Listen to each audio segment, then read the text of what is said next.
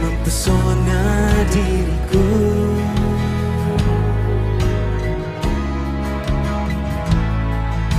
Tuhan, kuasa-Mu sungguhlah menggetarkan hatiku.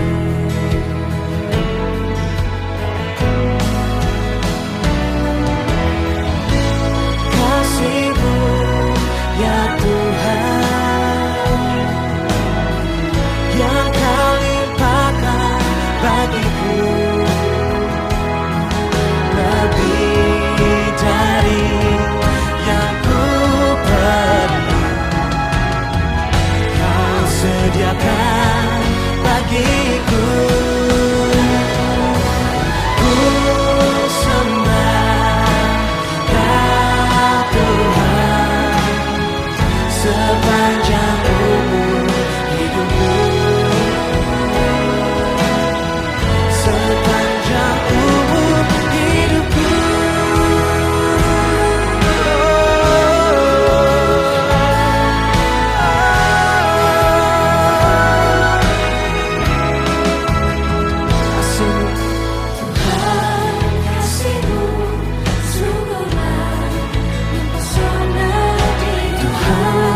Kasih-Mu sungguhlah mempesona diriku.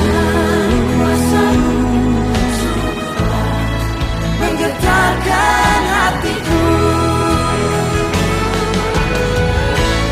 Kasih-Mu ya Tuhan, yang Kau limpahkan bagiku, lebih dari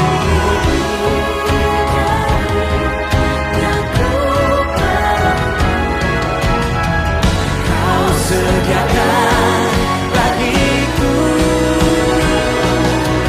Ku sembah Kau Tuhan sepanjang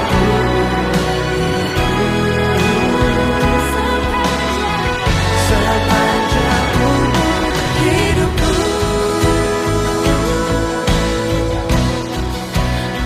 Kau mempesona bagiku sepanjang umur hidupku.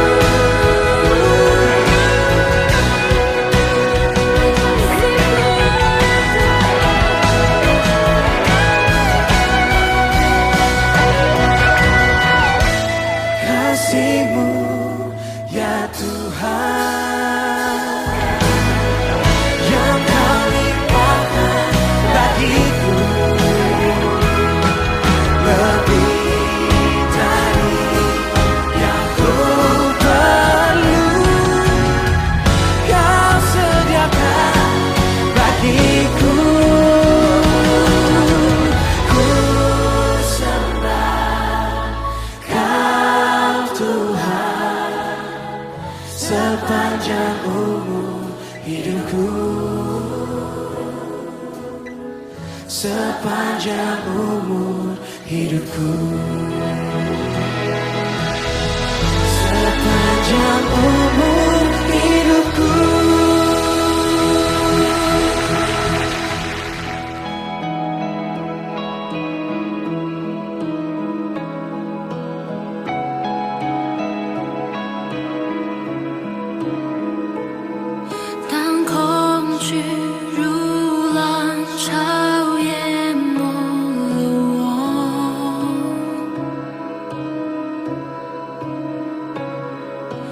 Bye.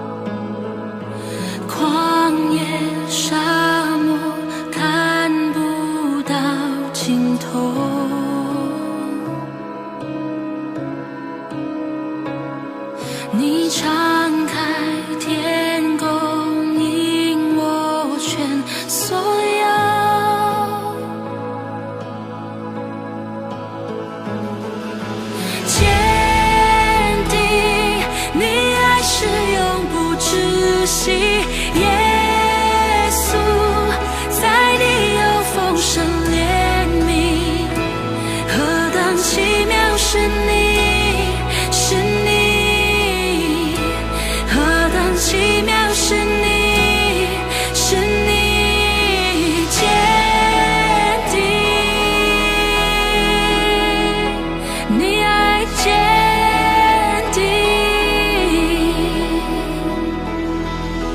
你对我的心坚定不移，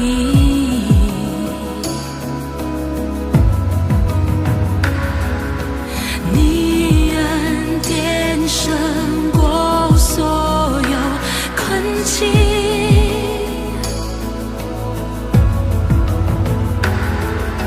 千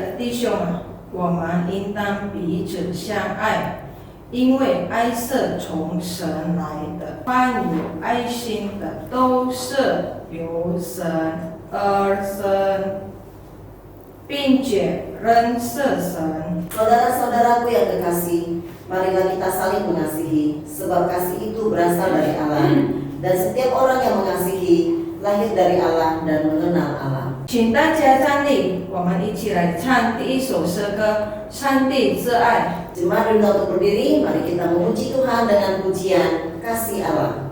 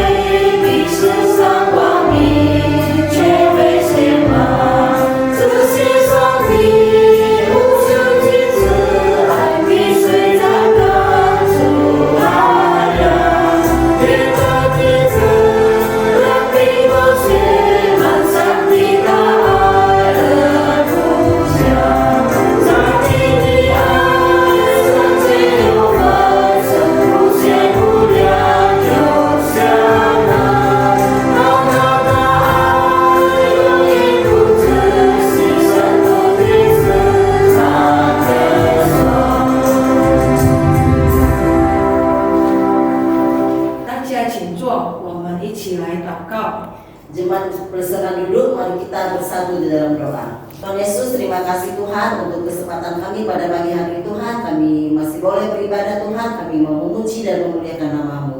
Kami juga mohon Tuhan, Kau sedang memimpin ibadah kami dari awal, pertengahan hingga akhirnya, dan ibadah ini boleh berkenan kepada-Mu Tuhan.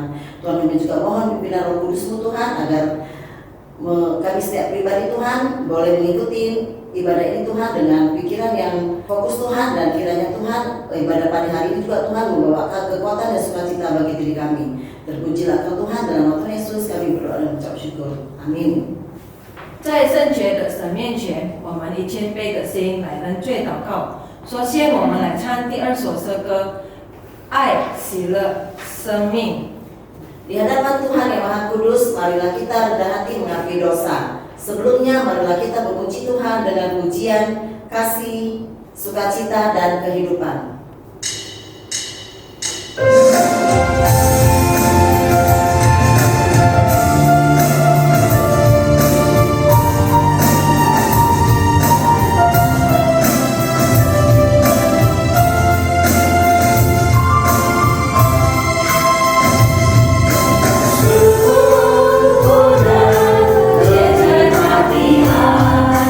In 爱我知道。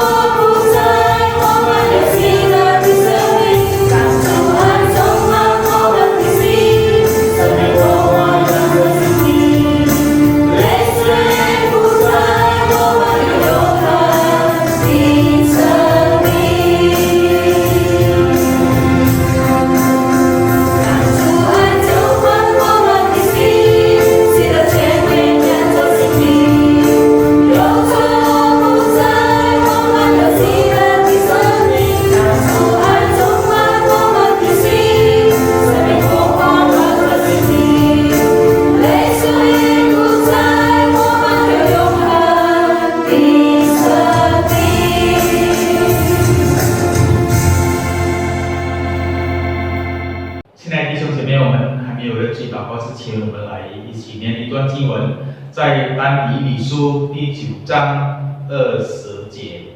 Bapak Ibu yang terkasih dalam Tuhan, sebelum kita berdoa mengakui dosa kita masing-masing di hadapan Tuhan, marilah kita membaca satu perikop firman Tuhan yang diambil dari Daniel pasal 9 ayat 20. 我们一起来念。我说话祷告，承认我的罪和本国之民以色列的罪，为我神的圣山，在耶和华我神面前恳求。Sementara aku berbicara dan berdoa dan mengaku dosaku dan dosa bangsaku, bangsa Israel, dan menyampaikan ke hadapan Tuhan Allahku permohonanku bagi gunung kudus Allahku. 我们一起来祷告。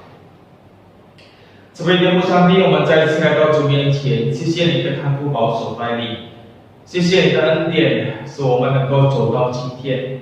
这位天父上帝，今天早上因为疫情的问题，我们只能在家里进行。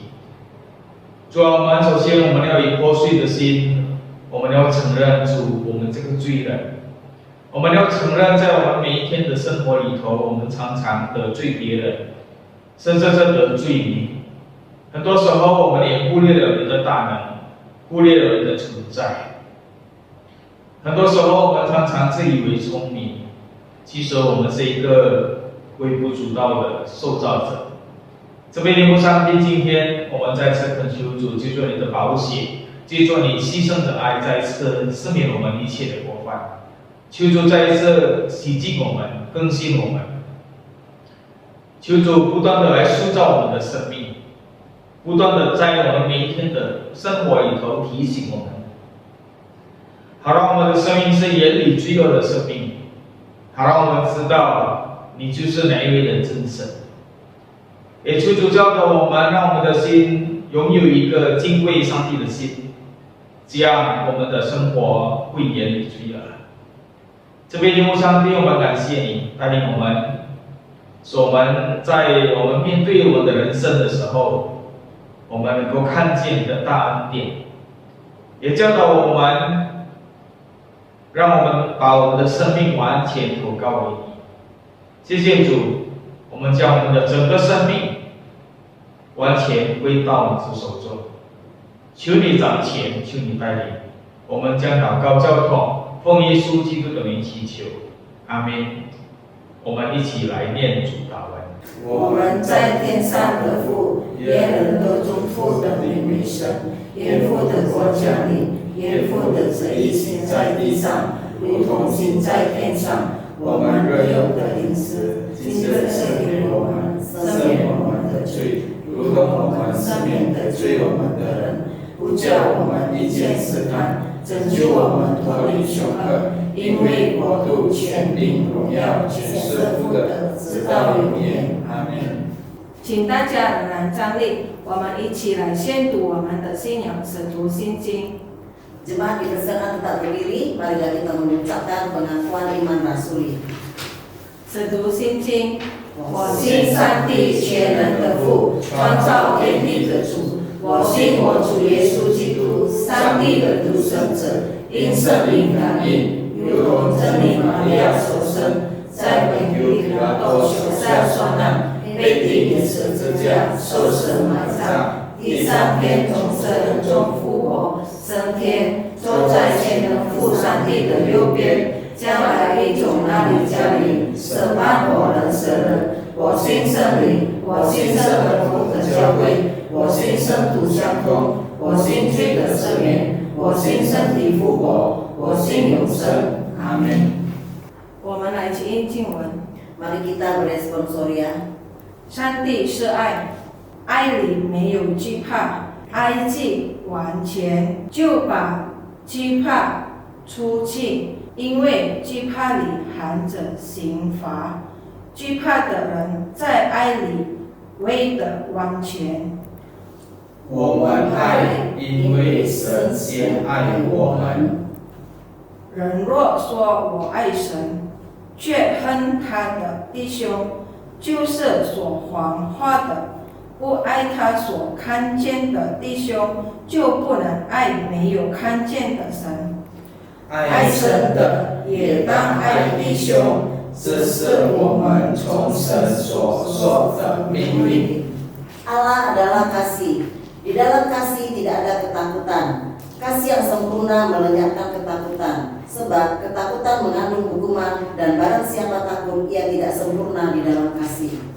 Kita mengasihi karena Allah lebih dahulu mengasihi kita. Jikalau seorang berkata, aku mengasihi Allah, dan ia membenci saudaranya, maka ia adalah pendusta. Karena barang siapa tidak mengasihi saudaranya yang dilihatnya, tidak mungkin mengasihi Allah yang tidak dilihatnya. Dan perintah ini kita terima dari Dia. Barang siapa mengasihi Allah, ia harus juga mengasihi saudaranya. 荣耀颂 Gloria Patri.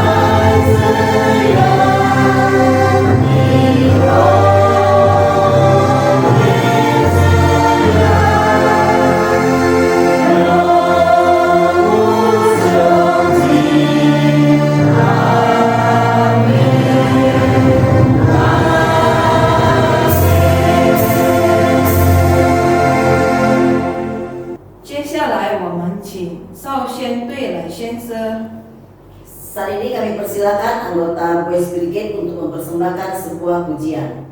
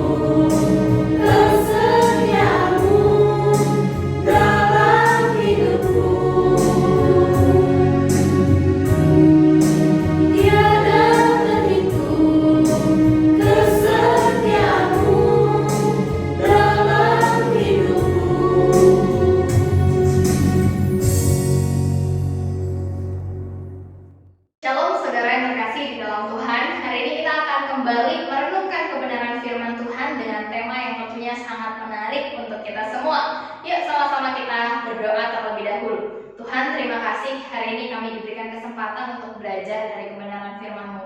Tuhan, pimpin hamba-Mu yang penuh keterbatasan, penuh kelemahan, urapi, jaga, dan juga Tuhan yang memberikan hamba-Mu fokus yang baik sehingga boleh memberitakan firman Tuhan dengan baik.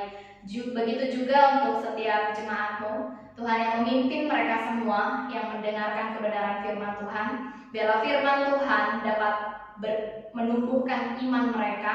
Biarlah firman Tuhan dapat menjamah dan menghiburkan, menguatkan, bahkan mengubahkan setiap mereka. Dalam nama Tuhan Yesus kami berdoa, kami bersyukur. Amin. Saudara, tema hari ini adalah pengorbanan cinta, ya. Yohanes 3 ayat 16, saya akan membacakannya untuk kita semua. Karena begitu besar kasih Allah akan dunia ini, sehingga Ia telah mengaruniakan anaknya yang tunggal, supaya setiap orang yang percaya kepadanya tidak binasa, melainkan beroleh hidup yang kekal. Saudara, kalau kita bicara nih soal pengorbanan cinta, saya mau Anda mengingat-ingat. Ketika Anda mencintai seseorang, apa yang pernah Anda korbankan untuk orang tersebut? Ada beberapa orang yang berani mengorbankan hartanya untuk orang yang dia cintai. Ada orang yang berani mengorbankan waktunya untuk orang yang dia cintai. Ada juga orang yang berani mengorbankan dirinya untuk orang yang dia cintai. Saudara, kita manusia, kita pernah mencintai. Dan saya yakin dan percaya kita pernah juga mengorbankan sesuatu dari dalam diri kita, dari kepunyaan kita untuk orang yang kita cintai. Iya enggak, saudara? Pasti iya dong, saudara pasti pernah berkorban untuk anak yang Anda cintai, untuk suami yang Anda cintai, untuk orang tua yang Anda cintai, Anda pasti pernah berkorban. Nah, tetapi saudara, seringkali gitu ya, kita mendapati di dalam kehidupan cinta kita, maksud saya ketika saya bilang kehidupan cinta itu tidak hanya untuk pasangan Bapak Ibu ya, tetapi untuk orang-orang yang kita cintai, orang-orang di sekitar kita yang kita cintai, kita kasihi. Seringkali ketika kita hidup berdampingan dengan orang-orang yang kita cintai, orang-orang yang kita kasihi itu, dan orang-orang yang baginya kita berkorban untuk mereka, seringkali kita merasa pengorbanan kita tidak dihargai, bukan? Pernah Anda mendapati hal seperti itu terjadi, saudara? Pasti pernah. Anda sudah berusaha sedemikian rupa menjadi yang terbaik bagi orang-orang di sekitar Anda, bagi orang-orang yang Anda kasihi, bagi orang-orang yang Anda cintai. Anda melakukan pekerjaan ini, pekerjaan itu untuk membuat mereka senang karena Anda mencintai mereka, Anda mengasihi mereka. Tetapi apa yang Anda kerjakan untuk mereka seolah-olah tidak ada harganya, seolah-olah tidak ada nilainya, seolah-olah tidak penting bagi mereka, dan mereka menganggap itu adalah kewajiban Anda untuk melakukan hal itu bagi mereka. Pernah saudara mengalami hal demikian? Beberapa dari kita pasti pernah merasakannya. Kita sudah berkorban sedemikian rupa, kita sudah menunjukkan rasa cinta kita sedemikian rupa, tetapi tidak dihargai, tetapi tidak dipentingkan perasaan kita, tetapi apa yang kita lakukan malah diabaikan, tidak dianggap sebagai sesuatu yang penting. Saudara yang terkasih dalam Tuhan, bagaimana rasanya ada di posisi seperti itu? Saya yakin dan percaya kita bisa merasa terluka, kita bisa merasa kecewa, kita bisa merasa sedih, karena kita sudah melakukan pengorbanan yang cukup banyak untuk orang-orang yang kita kasihi, tetapi mereka tidak menganggap itu sebagai pengorbanan yang penting untuk mereka. Saudara, kita sedih ketika diperlakukan seperti itu. Tetapi apakah kita juga adalah orang-orang yang bisa menghargai pengorbanan orang lain? Saudara, di dalam keegoisannya, manusia seringkali hanya berpikir tentang dirinya sendiri. Bahkan bukan seringkali, tetapi setiap kali kita hanya berpikir tentang diri kita sendiri. Saya sudah begini, saya sudah berkorban tapi tidak dihargai. Tetapi kita lupa bertanya, kita lupa ngecek diri kita sendiri. Apakah kita ini adalah orang-orang yang juga mampu menghargai pengorbanan orang lain untuk kita? Apa jangan-jangan kita ternyata adalah orang-orang yang juga tidak tahu diri, yang kita sudah menikmati pengorbanan orang lain tetapi kita tidak menganggap itu hal penting. Kita tidak menghargai pengorbanan orang lain, tetapi kita bisa berkoar-koar, kita bisa mengatakan bahwa saya tidak dihargai, pengorbanan saya tidak dihargai, tetapi kita sendiri tidak pernah menghargai pengorbanan orang lain. Di dalam keegoisan, kita seringkali hanya berpikir tentang diri kita. Saya sudah begini, saya sudah begitu untuk orang lain tapi tidak dihargai. Tetapi mari sama-sama saudara, cek dulu. Apakah kita sudah menghargai pengorbanan orang lain? Kita tahu rasanya tidak dihargai itu enggak enak. Tetapi apakah kita jangan-jangan menjadi orang yang sama? Kita orang-orang yang tidak menghargai pengorbanan orang lain. Saudara, di dalam kehidupan kita sebagai orang Kristen, kita adalah orang-orang yang menikmati pengorbanan Tuhan Yesus. Kita orang-orang yang tahu bahwa Yesus sudah sedemikian rupa berkorban bagi kita orang berdosa. Sekarang yang saya mau tanyakan adalah, apakah kita menghargai pengorbanan Kristus? Apakah kita menganggap pengorbanan itu penting untuk kita? Apakah kita menganggap bahwa pengorbanan yang Kristus lakukan itu udah kewajiban Dia untuk kita? Saya nggak perlu berterima kasih, saya nggak perlu mengungkapkan rasa syukur saya karena itu udah kewajiban Allah untuk saya. Saudara, apakah kita menjadi orang-orang yang demikian kepada Kristus yang sudah berkorban untuk kita? Nah saudara, maka dari itu hari ini saya ingin membahas tentang Yohanes 3 ayat 16. Mari sama-sama kita belajar dari ayat ini untuk kita memahami betapa besar kasih Allah yang sudah kita terima dan betapa besar pengorbanan yang sudah Kristus lakukan untuk kita. Sehingga seharusnya pengetahuan ini membuat kita menjadi orang-orang yang sadar diri untuk menghargai, menghormati, bahkan untuk berani memberikan diri juga berkorban untuk Kristus. Saudara yang terkasih di dalam Tuhan, ayat Yohanes 3 ayat 16 itu dibuka dengan kalimat karena begitu besar kasih Allah akan dunia ini. Saudara, kalau kita melihat pasal 3 ini adalah percakapan Yesus dengan Nikodemus. Ini percakapan yang sangat menarik jika saudara baca dari ayat 1 sampai ayat ke-21. Di sini Yesus membukakan bahwa Nikodemus yang adalah pengajar, dia adalah orang-orang kaum rohaniawan, dia mengajarkan hal-hal berbau rohani, dia mengajarkan firman Tuhan, walaupun memang kita tahu pengajaran agama Yahudi dengan agama Kristen itu berbeda, saudara. Kalau orang Yahudi itu tidak mengakui Yesus sebagai Mesias. Karena apa? Bagi mereka itu tidak sesuai dengan konsep mereka. Kedatangan Yesus itu tidak sesuai dengan bayangan mereka tentang Mesias yang akan datang. Nanti saya akan jelaskan lebih dalam lagi. Nah saudara, memang pengajaran antara agama Yahudi dengan ajaran Kristus itu berbeda. Kalau kita orang Kristen sekarang, kita percaya dua perjanjian, perjanjian lama, perjanjian baru. Kristus adalah anak Allah yang menggenapi perjanjian lama, dan dia datang di dalam perjanjian baru. Dia adalah Mesias yang dijanjikan di dalam perjanjian lama. Kita percaya dua perjanjian. Tapi orang yang beragama Yahudi ini tidak percaya dengan dua perjanjian ini, Bapak Ibu. Mereka hanya memegang perjanjian lama. Mereka tahu Musa, mereka tahu Yesaya, mereka tahu, tetapi mereka tidak percaya bahwa Yesus adalah Mesias yang dijanjikan. Nanti kita akan sedikit mengupas kenapa mereka ini bisa nggak percaya bahwa Yesus ini adalah Mesias, anak Allah yang akan dijanjikan. Nah jadi saudara, Yesus dengan Nikodemus ini bercakap-cakap di suatu malam. selesai Yesus melakukan mujizat mengubah air menjadi anggur, lalu Yesus menyucikan bait Allah. Nah, disitulah Nikodemus mulai melihat, mulai tahu Yesus. Wah, Yesus bisa melakukan mujizat. Wah, Yesus pengajarannya berbeda.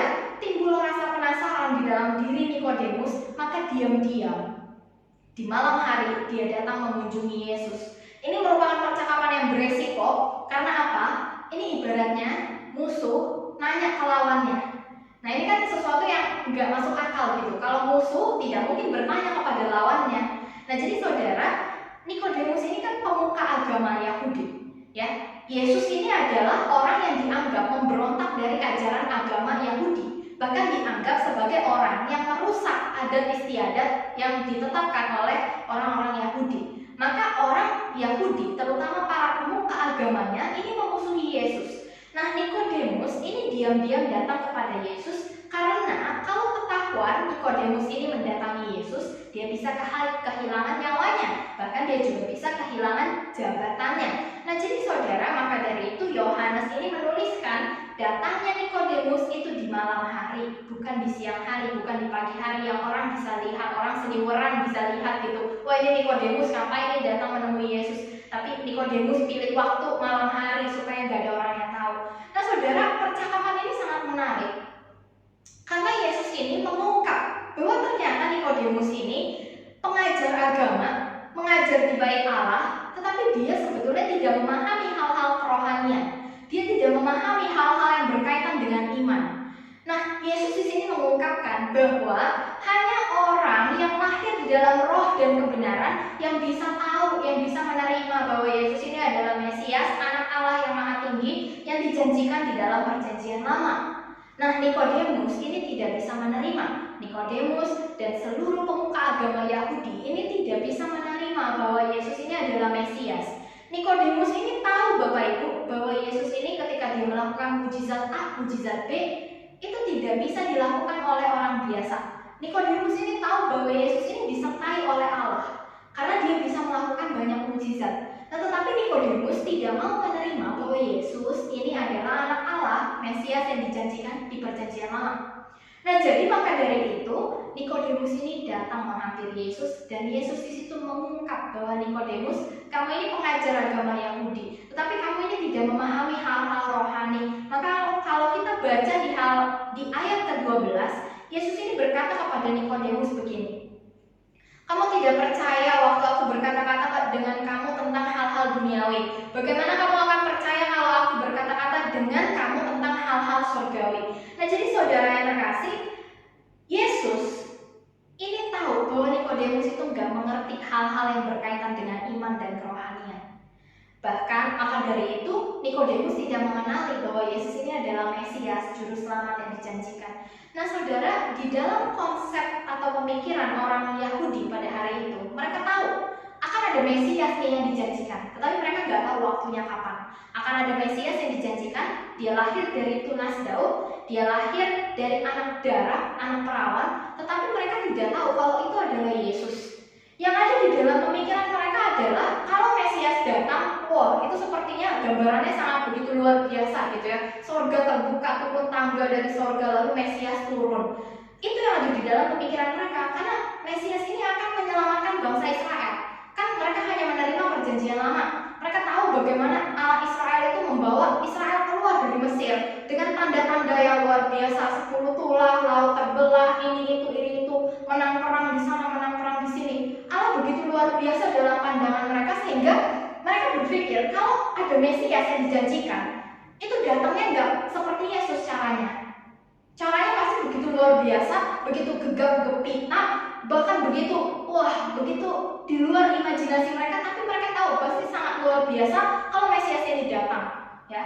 Jadi saudara, kalau misalnya superhero gitu ya datang gitu ya, misalnya kita suka nonton film superhero gitu ya, wah, superhero-nya begitu mau datang itu biasanya ada entah tanda-tandanya yang besar seperti itu ya, ada gemuruh datang ya. Bahkan kalau misalnya kita dulu saya nonton superhero-nya ya Power Rangers Bapak Ibu ya, begitu mereka mau beraksi, wah, ada sesuatu yang luar biasa tanda-tandanya ya. Mereka berubah dulu lah, mereka pencet-pencet apa dulu lah terus berubah gitu, kayak luar biasa sekali gitu kalau seorang superhero seorang hero atau seorang pahlawan itu mau datang. Lalu kalau misalnya atasan kita mau datang juga, itu biasanya sesuatu yang kayak luar biasa sekali gitu. Bos besar mau datang, wah semua pengawal pakaiannya rapi gitu ya, pakai jas, pakai dasi gitu. Semua dipersiapkan secara luar biasa. Ada tanda-tanda yang luar biasa di luar dari biasanya ketika seorang yang penting mau datang. Tapi Yesus, Bapak Ibu, Yesus ini datang tanpa tanda-tanda yang begitu luar biasa.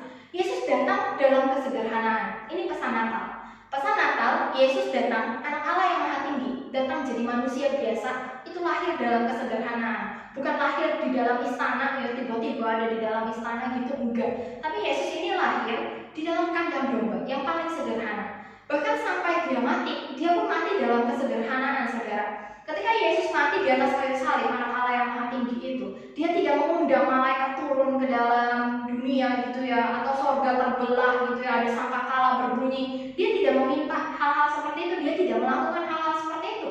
Yesus mati dalam kesederhanaan. Hanya terjadi gemuruh dan gempa gitu ya. Dan hanya itu.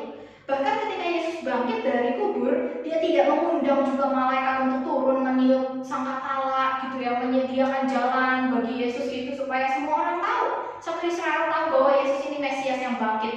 Tidak seperti itu. Saudara, dari kelahiran, kematian sampai kebangkitan, Yesus tetap konsisten di dalam kesederhanaan.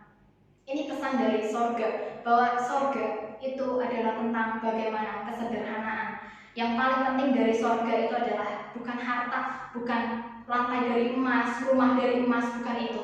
Tetapi sorga itu adalah tentang bagaimana kita berada dekat dengan Allah. Dengan jarak yang paling dekat itulah manusia bisa merasakan damai, sejahtera, sukacita, tidak ada ratap, tidak ada kertak gigi, tidak ada air mata. Itulah sorga, Bapak Ibu. Bukan soal rumah dari emas, lantainya dari berlian, lampunya dari perak, bukan seperti itu.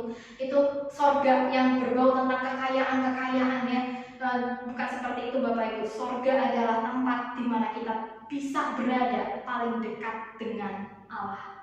Nah, saudara yang terkasih dalam Tuhan, inilah penyebab Nikodemus tidak mau percaya bahwa Yesus adalah Mesias. Dan seluruh pemuka agama Yahudi tidak percaya bahwa Yesus adalah Mesias karena Yesus begitu sederhana. Yesus begitu mendunia, Bapak Ibu. Seperti manusia biasa, seperti tidak ada apa-apanya. Tetapi Yesus ini memberikan tanda-tanda bahwa dia adalah Mesias. Dia melakukan mujizat, dia mengatakan dia mengampuni dosa. Nah, inilah Yesus, Bapak Ibu. Dia dikenal dalam kesederhanaan. Dan hanya orang-orang yang lahir di dalam roh dan kebenaran yang bisa mengenal Yesus adalah Mesias. Nah, saudara yang terkasih dalam Tuhan, inilah penyebab Nikodemus tidak bisa mengenali Yesus sebagai Tuhan dan Juru Selamat. Nah, tetapi Bapak Ibu, kepada Nikodemus yang seperti ini, Yesus itu mengatakan satu kalimat, karena begitu besar kasih Allah akan dunia ini, sehingga ia telah mengaruniakan anaknya yang tunggal, supaya setiap orang yang percaya kepadanya tidak binasa, melainkan beroleh hidup yang kekal. Saudara, kepada Nikodemus yang tidak percaya kepada Yesus, Yesus memberitakan tentang kasih Allah yang begitu besar. Saudara yang terkasih, kalimat karena begitu besar kasih Allah akan dunia ini, itu mengindikasikan ini tingkatan kasih yang paling besar. Kalau di dalam bahasa Yunani itu ada golongan kata superlatif, Bapak Ibu. Superlatif itu artinya paling, sangat, tidak bisa dihitung, tetapi sangat besar. Tidak ada yang bisa menandingi, tidak ada yang bisa mengimbangi, tidak ada satu orang pun, satu ciptaan pun yang dapat menyaingi kasih ini. Ini kasih yang begitu luar biasa, kasih yang tidak pernah terbayangkan oleh pikiran manusia yang terbatas. Ini kasih yang di luar batas pikir manusia. Kasih seperti ini yang ada bagi Anda dan saya, saudara. Kasih seperti ini yang membuat Yesus datang ke dalam dunia, menjadi manusia, berkorban menebus dosa kita. Nah, jadi saudara yang terkasih dalam Tuhan, hal pertama yang kita pelajari adalah kasih Allah sudah begitu besar bagi kita. Kasih Allah tidak terlampaui besarnya bagi kita. Kasih Allah ini sangat tidak terbatas, sangat luar biasa. Dan kasih ini yang ada bagi kita. Kasih ini yang yang disediakan Tuhan bagi kita. Nah, tetapi pada kehidupan kita hari ini, kita tahu kasih Allah sedemikian besar, tetapi apakah kita juga mau mengasihi Dia dengan kasih yang besar? Kebanyakan dari kita seringkali menghitung-hitung soal kasih. Oh, Tuhan sudah memberkati saya segini, ya udah saya kasih segini. Nanti kalau berkat Tuhan nambah banyak lagi, saya kasih lebih lagi. Ya, saya kasih tenaga saya lebih lagi. Tapi asal syaratnya Tuhan berkati saya lebih lagi. Ini namanya kasih bersyarat, conditional love, bukan unconditional. Saudara, kita sudah dicintai dengan kasih yang demikian besar, maka seharusnya jika kita mau menghargai kasih itu, jika kita mau menganggap kasih itu penting, kita akan berusaha untuk membalas kasih Allah yang besar itu. Walaupun kita tahu kita sebetulnya manusia, kita nggak bisa balas kasih Allah, tetapi kita akan segenap tenaga, segenap usaha untuk bagaimana kita dengan diri kita ini membalas kasih Allah yang begitu besar.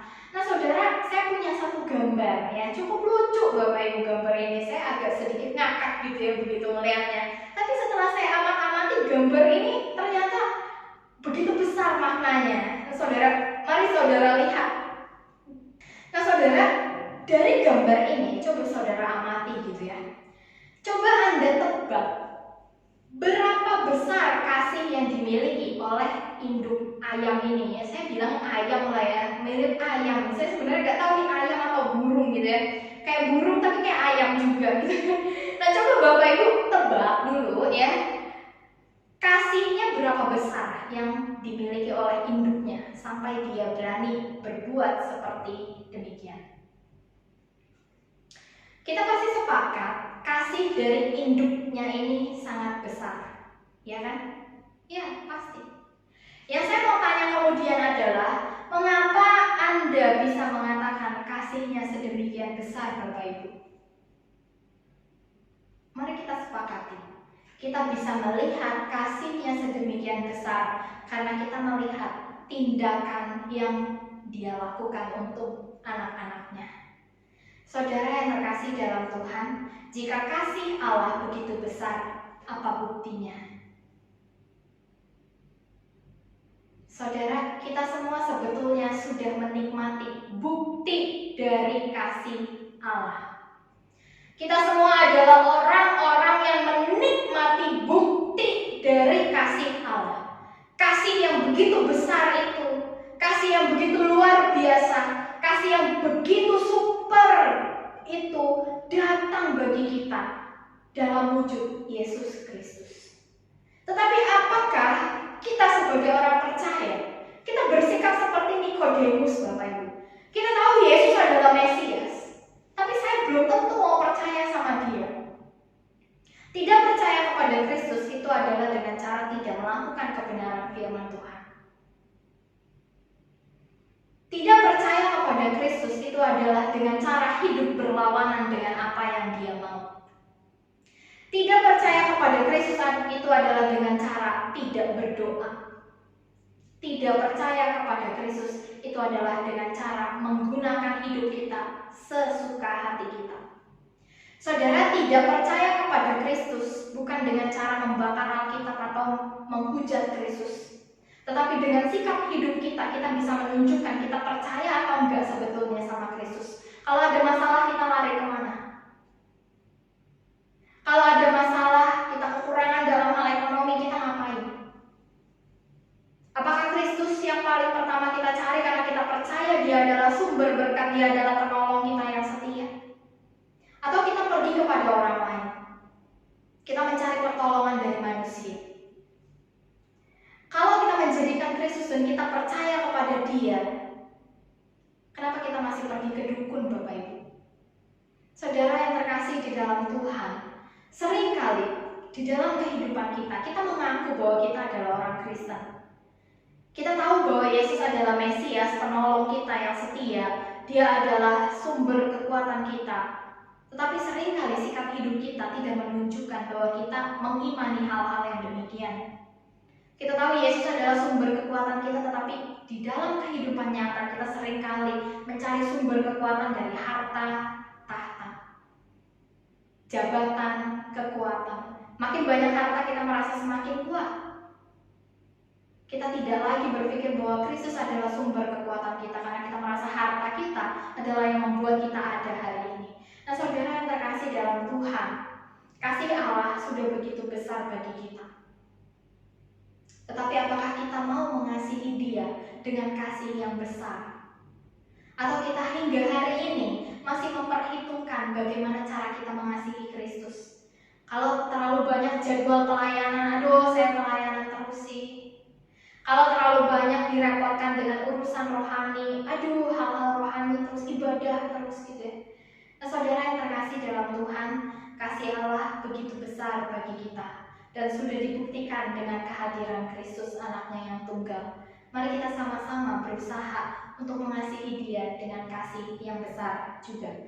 Nah, saudara, kalimat kedua adalah sehingga Ia mengaruniakan anaknya yang tunggal. Saudara, Kristus adalah bukti cinta kasih Allah kepada dunia ini. Bukti Allah mengasihi Anda dan saya adalah Dia memberikan Kristus. Bukti Allah mengasihi dunia ini adalah Dia memberikan Kristus. Nah, tetapi saudara, kita seringkali pengen mengatur cara Tuhan mencintai kita. Di dalam Maleakhi 1 ayat 2 itu umat Israel pernah mengatakan demikian kepada Allah. Dengan cara apakah engkau mengasihi kami? Jadi Tuhan ini berfirman melalui perantara Nabi Maleakhi, Tuhan ini menyatakan, aku mengasihimu Israel. Tetapi Israel itu menjawab, dengan cara bagaimanakah engkau mengasihi kami? Karena kalau Tuhan mengasihi, harusnya Dia kasih berkat, Dia kasih kemakmuran, harusnya Dia kasih kemenangan, harusnya Dia memelihara saya dengan berkat yang berkelimpahan. Itu yang ada di dalam pandangan Israel dengan cara Tuhan mengasihi mereka. Tetapi saudara, kita sebagai manusia tidak bisa mengatur cara Allah untuk mengasihi kita, ya. Allah mengasihi kita tentu dengan caranya sendiri. Nah, saudara, seringkali di dalam kehidupan relasi kita, ya, entah itu kita berelasi dengan pasangan atau orang-orang di sekitar kita itu berpikir gini, kalau dia sayang atau cinta sama saya, seharusnya dia melakukan ini, seharusnya dia melakukan itu. Ya enggak? Kalau kita bicara soal cinta, kita akan lalu bilang, ya, wah, kalau dia mengasihi saya, harusnya dia mau dong melakukan ini untuk saya. Kalau dia mengasihi saya, harusnya dia begini dong sikapnya. Kita cenderung punya pandangan tersendiri tentang bagaimana cara orang itu harus mencintai kita. Padahal orang lain mencintai kita dengan caranya sendiri. Kita tidak bisa mengatur cara orang lain. Kamu harus mencintai saya begini ya. Padahal orang lain itu akan menunjukkan rasa cintanya kepada kita dengan caranya sendiri. Tapi kita mau ngatur. Ya, kita mau mengatur bagaimana cara dia harus mencintai kita supaya kita merasa dicintai. Demikian juga dengan Allah, Bapak Ibu.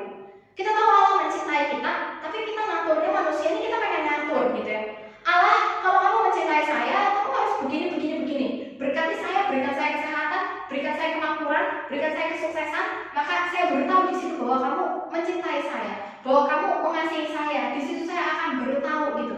Tapi kalau kamu nggak memberikan saya kesehatan, kamu nggak memberikan saya kemakmuran, kamu tidak memberikan kepada saya kesuksesan, maka bagaimana saya tahu kamu mencintai saya, Tuhan? Saudara, bukti cinta terbesar itu bukanlah berkat. Bukti cinta terbesar dari Allah bukanlah kemakmuran. Bukti cinta terbesar dari Allah bukanlah kesuksesan, bahkan bukanlah kesehatan. Bukti cinta terbesar dari Allah itu adalah Yesus Kristus. Jadi kalau kita berpikir Allah mencintai kita karena Dia memberkati kita, itu salah. Allah mencintai kita, maka Dia mengaruniakan Kristus. Berkat, kesehatan, kesuksesan, itu bonus, Bapak Ibu. Dikasih syukur, enggak, ya enggak apa-apa. Nah, saudara yang terkasih dalam Tuhan, lantas bagaimana jika kondisi hidup saya sedang sulit hari ini? Saya tahu Tuhan mengasihi saya, tapi kondisi ekonomi saya sedang sulit. Lalu bisnis saya sedang bangkrut, lalu ini juga keluarga saya sedang berantakan. Ini bagaimana saya dapat mengerti kasih Allah di tengah kondisi yang sulit seperti ini? Bapak Ibu yang terkasih dalam Tuhan, kita dapat memahami Allah mengasihi kita melampaui kondisi hidup kita. Saudara, janji firman Tuhan itu membuat kita mengerti bahwa Allah memberikan pencobaan yang melampaui kekuatan kita. Dan sekalipun kita dicobai, tidak akan pernah Allah membiarkan kita menemukan jalan buntu. Janji firman Tuhan, kita akan disertai dalam segala perkara yang sedang kita hadapi. Saudara, ingat dan pegang janji ini. Lalu mari kita mengingat kembali, di masa-masa yang telah lalu, kita tentu juga pernah mengalami kesulitan, dan kita pernah mengalami bagaimana cara Allah menolong kita. Pertolongan yang dulu kita nantikan juga akan datang bagi kita dalam waktu Tuhan yang sangat tepat dan tidak pernah terlambat. Saudara yang terkasih dalam Tuhan, Allah mengasihi kita walaupun kondisi hidup kita sulit. Iman kita tidak dipengaruhi oleh kondisi hidup kita, karena iman adalah anugerah dari Tuhan. Kita beriman bukan karena kondisi hidup kita. Kita beriman kepada Kristus karena Kristus menganugerahkannya bagi kita. Maka iman kita itu tidak terpengaruh oleh kondisi. Jadi di tengah kondisi apapun, orang yang memiliki iman yang sejati kepada Kristus, imannya tidak akan hilang, tidak akan goyah. Nah, saudara yang terkasih dalam Tuhan, di tengah kondisi hidup yang sulit, percaya pada kasih Tuhan, percaya pada janji Tuhan, dan juga percayalah bahwa Tuhan akan menolong kita. Dialah sumber pertolongan kita satu-satunya. Saudara yang terkasih, kembali lagi ke dalam pembahasan kita bahwa Kristus adalah kasih terbesar dari Allah bagi umat manusia. Seluruh umat manusia sudah menerima bukti cinta dari Allah, yaitu melalui Kristus. Bukti cinta Allah bukan dari berkat kesehatan, kesuksesan, tapi bukti cinta Allah itu adalah dari Ia mengaruniakan anaknya yang tunggal, Yesus Kristus, untuk mati bagi manusia berdosa. Saudara, cinta kepada Kristus membuat kita dengan senang hati harusnya berkorban untuknya dan firman-Nya. Saudara yang terkasih, kalau kita mencintai seseorang, biasanya di awal-awal gitu ya, berdasarkan pengalaman saya yang sangat subjektif gitu ya, biasanya di awal-awal kita mencintai seseorang atau kita menjalin relasi dengan orang, kita lebih ikhlas untuk berkorban gitu ya. Kita sangat ikhlas dan tidak pernah menghitung-hitung pengorbanan kita bagi orang yang kita cintai. Kita merasa merdeka, kita merasa tidak ada di bawah tekanan untuk berkorban bagi orang yang kita cintai. Tetapi lama-lama setelah sekian tahun, mungkin yang sudah menikah sudah puluhan tahun menjalani hubungan rumah tangga, atau kita berada di dalam komunitas yang sudah puluhan tahun kita ada di situ, dan kita merasa, loh kok selalu saya sih yang berkorban?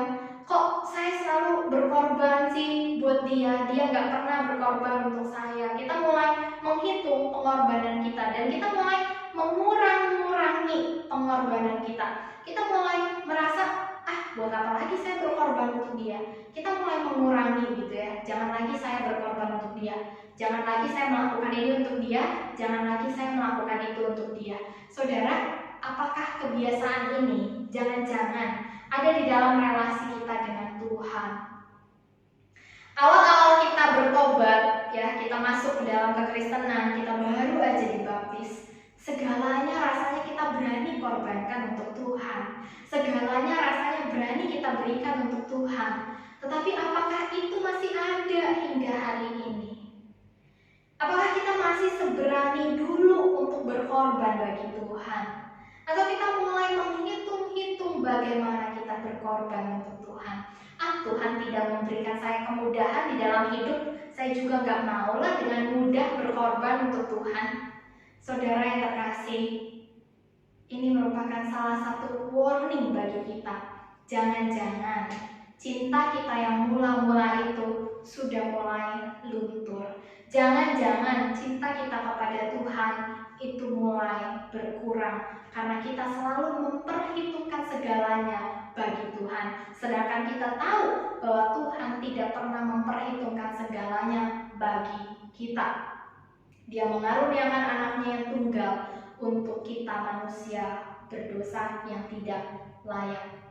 Saudara, hal ketiga yang akan kita pelajari adalah supaya setiap orang yang percaya kepadanya tidak binasa melainkan beroleh hidup yang kekal. Saudara, ada tujuan dari Allah memberikan Kristus, menunjukkan kasih-Nya bagi manusia dengan cara memberikan Kristus mati di atas kayu salib. Itu ada tujuannya, supaya setiap orang yang percaya kepadanya tidak binasa melainkan beroleh hidup yang kekal. Saudara hanya perlu percaya kepada Kristus untuk beroleh hidup yang kekal. Hari ini kita sudah menikmati pengorbanan Kristus.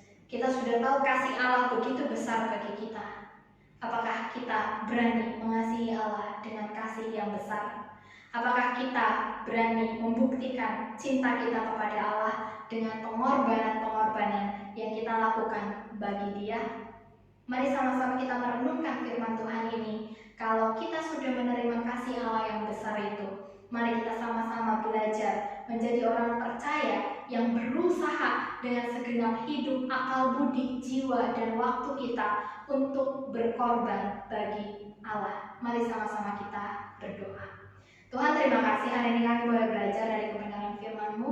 Biarlah kami boleh menjadi orang Kristen yang berani berkorban untuk Tuhan, berani memberikan diri kami, berani memberikan waktu kami, berani memberikan harta kami kepada pekerjaan Tuhan, dan biarlah kami juga boleh senantiasa memiliki rasa takut akan Tuhan di dalam kehidupan kami. Tuhan, di dalam kondisi hidup kami yang sulit, biarlah kami boleh tetap juga mengimani bahwa Tuhan, Engkau adalah Allah yang menyertai kami, Engkau adalah Allah yang memegang kehidupan kami. Terima kasih Bapa di dalam surga atas penyertaan-Mu yang tidak pernah berhenti dalam hidup kami. Dalam nama Tuhan Yesus kami berdoa, kami bersyukur. Amin. 我们一起来唱第三首诗歌，愿意爱你，来回应上帝的话，一边说奉献。 Marilah kita memuji Tuhan dengan pujian rela mengasihi Engkau untuk meresponi firman Tuhan pada pagi hari ini sambil mengumpulkan persembahan.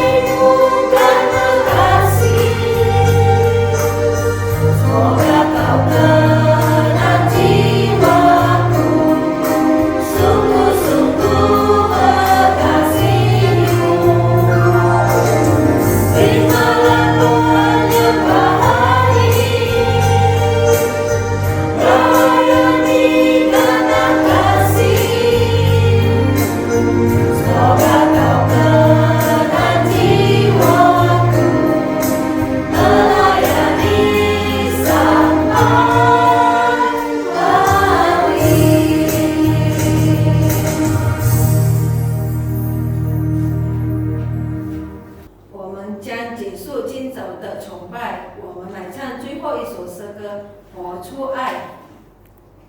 Kita akan mengakhiri ibadah pagi hari ini. Marilah kita kembali memuji Tuhan dengan pujian menyatakan kasih-Nya.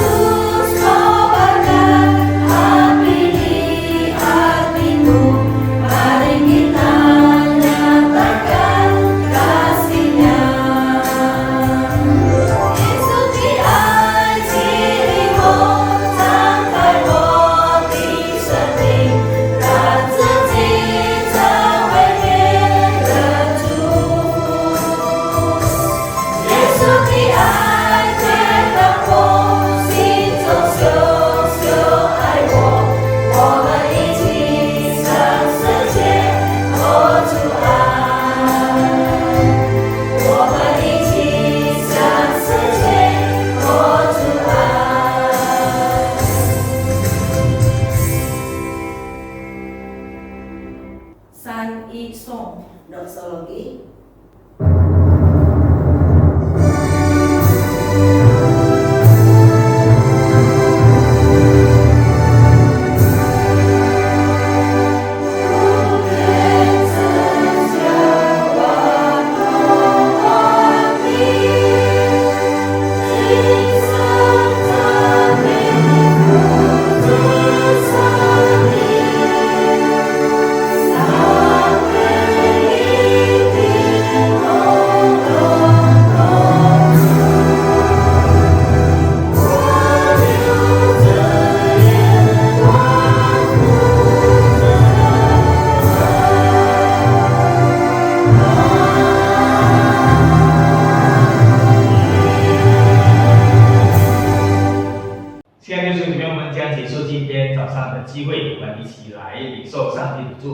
Bapak Ibu yang terkasih dalam Tuhan, kita akan mengakhiri ibadah kita pada pagi hari ini.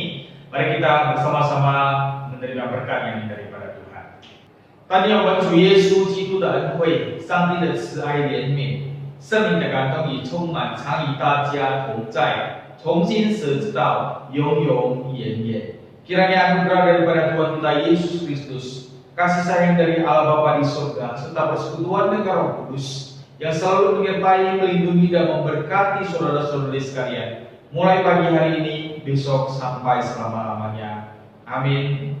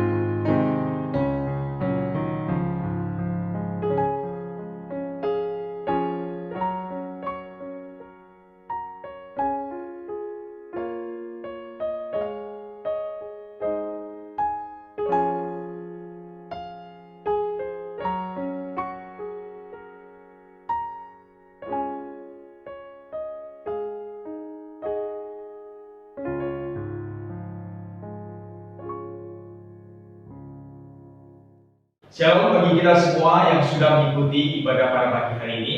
Kiranya melalui firman Tuhan kita akan semakin melayani Dia dan berkat Tuhan tentu akan semakin berlimpah dalam kehidupan kita.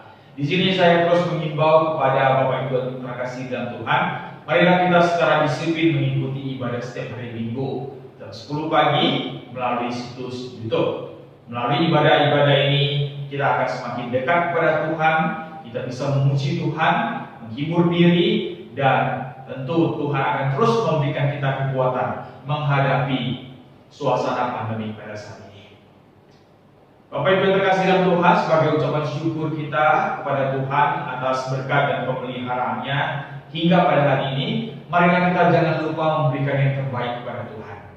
Ya, kita bisa mentransfernya ke BCA 84300455556 atas nama Mariana, atau bagi kita yang sering menggunakan aplikasi OVO bisa mentransfernya juga ke 0812635736, atau juga lebih gampangnya kita tinggal scan ke QR OVO, jadi tinggal ditransfer ke nomor rekening tersebut.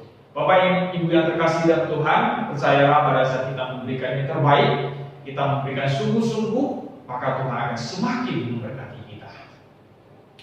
Nah, ada kabar gembira kepada kita semua. Kita akan mengadakan percobaan pertama, yaitu ibadah onsite terbatas. Dan kita akan laksanakannya pada minggu depan, tanggal 2 Mei 2021, dengan ketentuan sebagai berikut. Yang pertama, dikhususkan bagi yang tidak bisa melaksanakan ibadah online di rumah. Ya, bila selama ini ya kita kesulitan mendapatkan jaringan ataupun kita tidak memiliki fasilitas handphone yang memadai, sehingga selama ini kita sudah miss dan kita tidak mengikuti ibadah. Nah, dikhususkan bagi kita dengan kondisi itu, kami persilakan untuk hadir di dalam aula untuk mengikuti ibadah setiap hari Minggu pagi jam 10. Itu yang pertama. Yang kedua, tetap mengikuti prokes protokol kesehatan. Pakai masker, cuci tangan, dan jaga jarak. Jadi Bapak Ibu yang datang kemari untuk mengikuti ibadah, sebelum naik ke atas, cuci tangan terlebih dahulu. Kemudian masker tetap dipakai, ya. Kemudian setelah masuk ke dalam ruangan, duduklah sesuai dengan tempat yang sudah ditentukan. Jadi ibadah kita duduk satu bangku hanya 2 orang saja. Jadi sangat-sangat terbatas untuk sementara. Kemudian ibadah tetap kita mengikuti rekaman ibadah yang ada. Ya, ada yang di rumah tetap memakai YouTube. Ya, tetapi yang bersedia ataupun mau datang ke aula, kita tetap mengikutinya dengan mengikuti rekaman yang sudah dipersiapkan. Ya, jadi untuk sementara hanya itu yang bisa kita lakukan. Mending daripada sama sekali kita tidak mengikuti ibadah. Yang keempat, satu bangku hanya untuk 2 orang jemaat. Ya, ingat, satu bangku hanya untuk 2 orang jemaat, tentu memakai jaraknya. Dan yang terakhir, bagi yang kurang sehat, nah ini tolong perhatikan, bagi yang kurang sehat dilarang keras, artinya tidak boleh ya datang mengikuti ibadah onsite. Ya, jadi yang merasa kurang sehat, yang pilek atau yang batuk atau yang masih ada demam-demam sedikit, ya itu di rumah aja, ya istirahat dan ikuti ibadah yang ada. Minimal kalau memang fasilitas belum ada, baca Alkitab setiap hari. Bapak Ibu yang terkasih dalam Tuhan, nah ibadah onsite ini hanya percobaan. Kita akan melihat suasana, kita akan lihat kondisi selanjutnya. Jika memang sudah memadai, sudah tidak ada begitu banyak masalah, maka kita akan buka ibadah onsite seterusnya. Bapak Ibu yang terkasih dalam Tuhan, kami terus menghimbau kepada kita semua untuk mengikuti persekutuan doa malam setiap hari Selasa malam jam 7.30 melalui via online YouTube. Ya, marilah kita disiplin mengikutinya. kita bersama-sama memuji Tuhan, belajar firman Tuhan dan juga berdoa bersama-sama. Dan percayalah setiap doa-doa yang kita sampaikan, asal itu sesuai dengan kehendak Tuhan, Tuhan pasti akan menjawabnya sesuai dengan waktu Tuhan sendiri. Dan bagi kita di rumah yang memiliki anak-anak dari BK sampai SD, marilah kita terus mengingatkan mereka mengikuti kegiatan anak sekolah minggu online setiap hari Minggu pagi jam 8 melalui situs YouTube yang akan dipimpin oleh guru-guru sekolah minggu, dan juga kegiatan-kegiatan yang mengasihkan dan juga tetap ada kuis berhadiah. Jadi Bapak Ibu yang terkasih Tuhan, mari kita membawa anak-anak kita sejak dini ke hadapan Tuhan. Kiranya Tuhan terus memimpin, memberkati mereka hingga dewasanya nanti. Nah, bagi kaum muda-mudi juga sebagai orang tua, marilah kita mengingatkan mereka untuk mengikuti kegiatan muda-mudi yang itu setiap hari Sabtu jam 7.15 malam secara onsite, ya, secara onsite. Berhubung karena jumlah dari pemuda kita pun tidak begitu banyak. Jadi marilah kita menghimbau mereka hari Sabtu malam untuk mengikuti kegiatan muda-mudi yang akan dipimpin oleh Frontau Rea. Bapak Ibu yang terkasih dalam Tuhan, marilah kita tetap menjaga diri, menjaga kesehatan kita dengan tetap mengikuti protokol kesehatan dari pemerintah untuk memutus mata rantai virus corona. Ya, kita tahu situasi kita memang belum begitu aman. Kita tetap harus waspada. Jadi untuk sementara Bapak, Ibu yang dikasihi Tuhan, marilah kita tetap mengikuti prokes dengan menjaga jarak antara satu dengan yang lainnya, tetap memakai masker, ya, tetap memakai masker dimanapun kita berada, terlebih bagi yang kurang sehat. Lalu rajin cuci tangan, ada kesempatan cuci tangan. Lalu makanan-makanan yang bergizi dan berprotein. Lalu di dalam kehidupan kita yang penuh dengan kesibukan, usahakan marilah kita mencari waktu untuk olahraga. Bapak Ibu yang terkasih dalam Tuhan, untuk sementara saya mengingatkan menahan diri dan bersabarlah, jangan terlalu sering berada di tempat keramaian. Dan bagi kita yang sering belanja, jangan lupa memakai sarung tangan demi kesehatan kita. Sekali lagi Bapak Ibu yang terkasih dalam Tuhan, jemaat kudus yang saya kasihi, pada saat kita sungguh-sungguh menjaga kesehatan kita, maka kita juga akan ikut menjaga kesehatan orang-orang yang ada di sekeliling kita. Baik Bapak Ibu yang terkasih dalam Tuhan, demikian kuartal singkat pada pagi hari ini dan ibadah kita. Kita akan bertemu kembali di ibadah online minggu depan. Kiranya Tuhan terus memberkati kita. Sampai jumpa.